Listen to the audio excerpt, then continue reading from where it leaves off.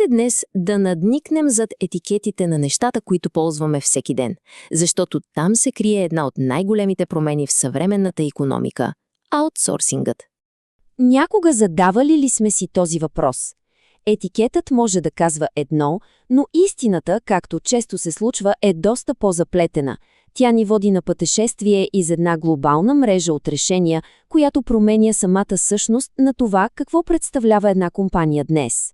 И точно тук е разковничето.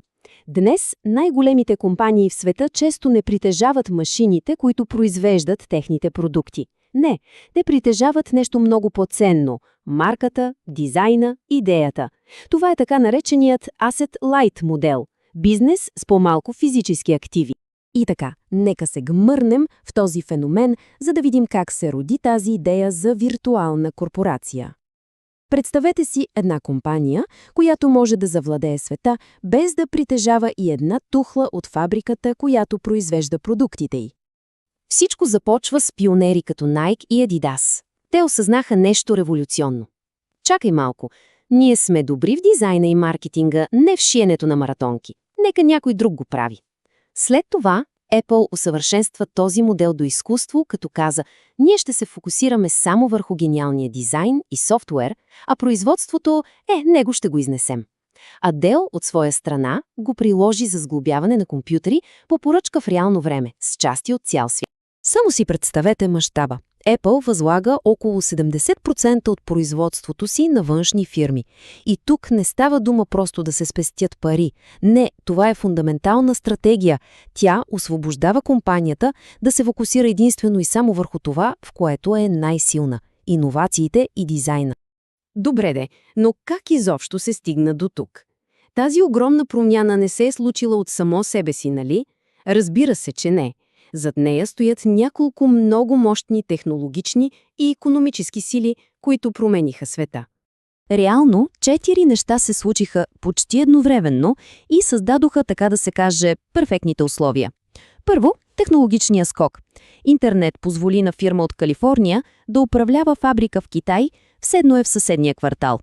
Второ, разходите за транспорт паднаха драстично. Трето, достъпа до информация. Изведнъж стана супер лесно да намериш и сравниш доставчици от всяка точка на планетата. И накрая четвърто, появиха се нови производствени гиганти. Цели държави като Китай, които се превърнаха в фабриката на света.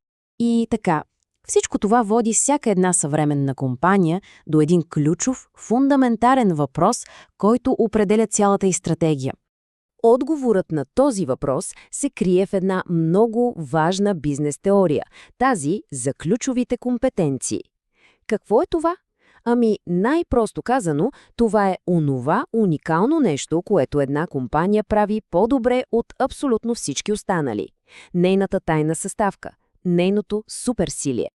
И когато знаем това, решението да произвеждаш или да купуваш става много по-ясно. Ако дадена дейност е част от ключовата компетентност, това, което прави една фирма уникална, тя се пази вътрешно. Така се запазва контрол и се пазят тайни. Обаче всичко останало, което е по-скоро стандартно и някой друг може да свърши по-евтино, точно то е идеалният кандидат за аутсорсинг. Това дава гъвкавост и позволява фокус върху важните неща. Ето един страхотен пример – Canon. За тях оптиката и финната механика са свещени. Това е сърцето на тяхния бизнес. Затова те пазят тази технология изключително ревниво и я развиват само и единствено вътрешно. Те избират да произвеждат. А от другата страна на монетата имаме дейности като логистика или производството на стандартни компоненти. Масово компаниите ги възлагат на външни фирми. Защо? Защото тези фирми са специализирани точно в това и благодарение на огромния си мащаб, те просто го правят по-добре и по-евтино. Добре, време е да отворим наръчника, защото зад цялата тази идея за глобални доставки си има специфичен език и няколко ключови стратегии, които е добре да познаваме, за да се ориентираме в картинката. Първо, аутсорсинг. Тук най-важният въпрос е кой прави нещо. Една фирма решава да прехвърли счетоводството си на друга, специализирана счетоводна къща. Фокусът е върху това, кой е изпълнителят. След това идва офшоринг. Тук въпросът е къде се върши работата. Преместваме дадена дейност, да речем кол-сентър, в друга държава, най-често заради по-ниски разходи. Важно е да се отбележи, че това може да е наша собствена база там или да наемем местен партньор. Имаме и nearshoring, което, както подсказва името, е вид офшоринг. Идеята е същата. Преместваме производството, но не на другия край на света, а в някоя съседна или близка държава, например от Германия в Полша. Целта – по-къси вериги на доставка и повече гъвкавост. Всички тези термини се свеждат до две основни стратегии. Първата е вътрешен офшоринг, все едно да си построиш собствен завод, но в чужбина. Имаш пълен контрол, но е свързано с огромна инвестиция. Втората, и много по-разпространена, е договорното производство. Тук нещата стоят така. Една фирма е архитектът с гениалният план, а наема майстор-строител, като Foxconn, например, който да построи сградата. И сега стигаме до въпроса за $1 милион. Защо толкова много компании предпочитат да купят производство, вместо да го произвеждат сами? Отговорът се крие в нещо наречено усмихваща се крива. Представете си една усмивка. В единия край в началото са идеята и дизайнът. Там стойността е много висока. В другия край са маркетингът и брандът. Там стойността също е много висока.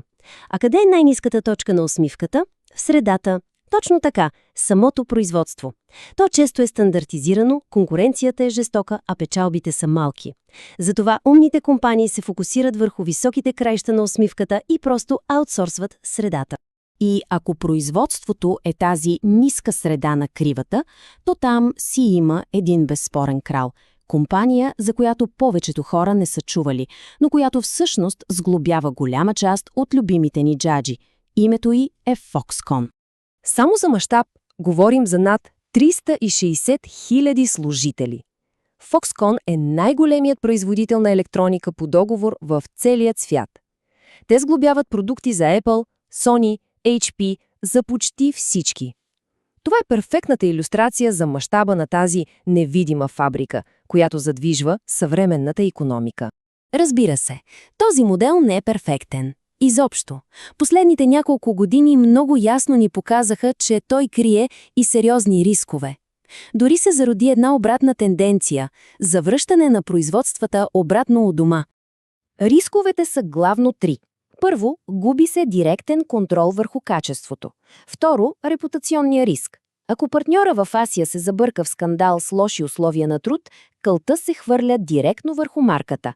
И трето, може би най-опасното, става се критично зависим от един доставчик или един регион. Спомнете си какво става с недостига на чипове. И като директен отговор на тези заплахи се появи обратната тенденция – решоринг. Все повече компании започват да преосмислят сляпата глобализация и да връщат ключови производства обратно у дома, или поне по-близо.